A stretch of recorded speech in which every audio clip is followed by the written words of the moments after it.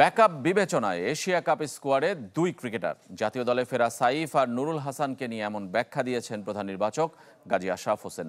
Team কম্বিনেশনের কারণে মেহেদী মিরাজের সুযোগ হয়নি। নাঈম শেখের পারফরমেন্সেও অসন্তুষ্ট নির্বাচকরা। বাদ পড়া ক্রিকেটারদের আত্মোপলব্ধির বার্তা দিয়েছেন প্রধান নির্বাচক। আনফরচুনেটলি আমাদের লাইক টু লাইক রিপ্লেসমেন্টের জায়গায় হিউজ চ্যালেঞ্জেস কিংবা পারফরম্যান্স নেই। তাহলে মন্দের ভালো নুরুল হাসান সোহান। 3 বছর পর টি-20 দলে ফেরা উইকেট কিপার ব্যাটারকে নিয়ে প্রধান নির্বাচকের মন্তব্য অনেকটা এমন। জাকের আলীর ব্যাকআপ হিসেবে এশিয়া কাপ ও নেদারল্যান্ডস সিরিজের স্কোয়াডে নুরুল হাসান, যদিও শর্টার ফরম্যাটে তার পারফরমেন্স দেখাতে পারেনি আশার আলো। গ্লোবাল সুপার লিগের পর চলমান টপ এন্ড টি-20তে বড় স্কোর নেই। জাকের আলীর একটা আঘাত পেয়েছিল শ্রীলঙ্কা সিরিজে, সো দ্যাট সেই ব্যাকআপের ক্ষেত্রে আমরা এই মুহূর্তেই তাকে সেরা মনে করছি।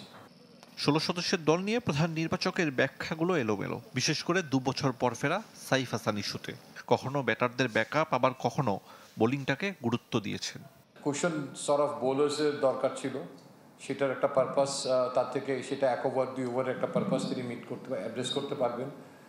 নাম্বার 4, 3 অথবা যদি ওপরে নতুন বলে 1-2 জায়গায় আমার কোনো প্লেয়ার লাগে, তো সেই আলোকে সাইফ হাসানকে আমরা দিকে চোখ ছিল।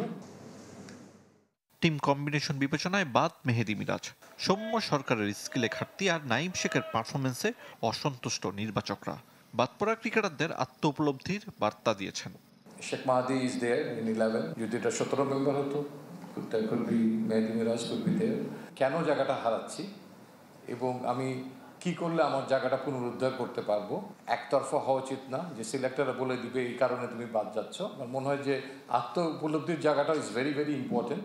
প্রধান নির্বাচকের মতে চ্যাম্পিয়ন হওয়ার লক্ষ্যে এশিয়া কাপে খেলবে বাংলাদেশ দল, তবে কঠিন বাস্তবতাও স্বীকার করে নিয়েছেন। 6 সেপ্টেম্বর পর্যন্ত পরিবর্তন করা যাবে স্কোয়াড। ইমোশনাল অ্যাসপেক্টে অন পজিটিভ মুডে আমিও আশা করি যে দল চ্যাম্পিয়ন হওয়ার লক্ষ্যেই যাবে। আরিফুল ইসলাম, চ্যানেল 24, ঢাকা।